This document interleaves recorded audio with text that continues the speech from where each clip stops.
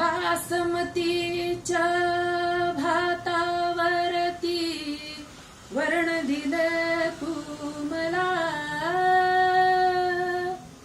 वरणावरती धार तुपाची देशील का ग मला.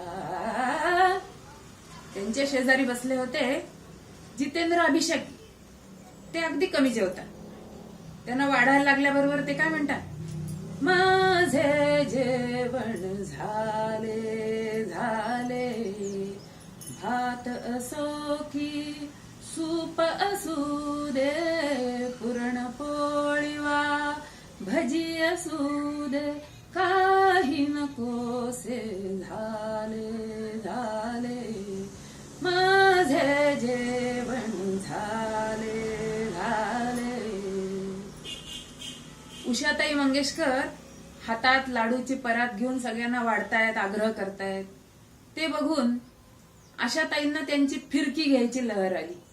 त्या काय म्हणाल्या, लाडूची परात तुझ्या गहाती, मजेत सारे हे लाडूच खाती, जिलबी नको बासुंदी नको, लाडूच सर्वांच्या हाती, बदाम काजू आणि बेदाणा कुठं दिसना मला, बाई बाई कुठं दिसना मला, इथं दिसना तिथं दिसना, शोधू कुठं दिसला ग बाई दिसला, मला लाडूत बेदाणा दिसला ग बाई दिसला.